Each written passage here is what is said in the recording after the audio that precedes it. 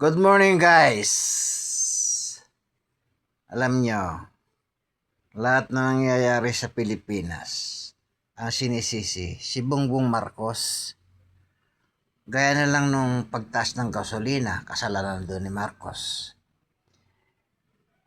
Dahil gumera. Di naman kasalanan ni Marcos yun kasi gera nga kaya gera. Paano maging kasalanan ni Marcos yun? Siyempre, pawigira, siyempre tataas yung gasolina. Para lang yung na namuhunan ka, biglang tumaas yung produkto na binibili mo. Siyempre ikaw na negosyante ka, para hindi malugi, tataas ka rin kahit konti. Diba? Gaya yung sa pagkain daw, sinisisi rin si Marcos. Dahil nga yung mga pagkain, tumaas. Hindi na makasalanan ni Marcos talaga lahat yan. Pati pagkain, sasabihin na si Marcos ang dahilan, ba't tumaas ang presyo? Hindi para puro tayo mga tanga, para tinatanga lang natin yung natin, mga katwiran na wala naman lahat tayo kasi, wala tayong makasiyahan.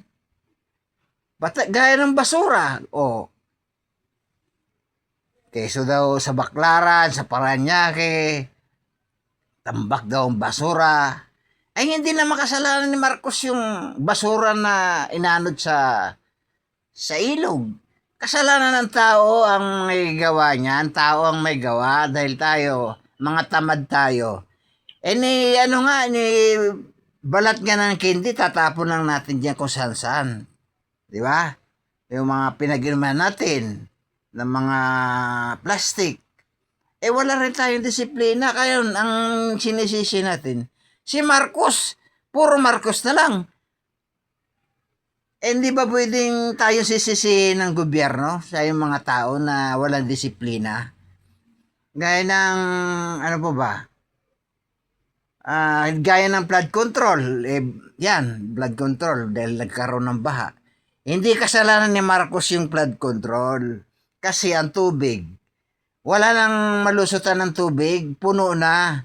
Kaya kahit na may flood control, hindi solusyon yung flood control. Maniwala kayo.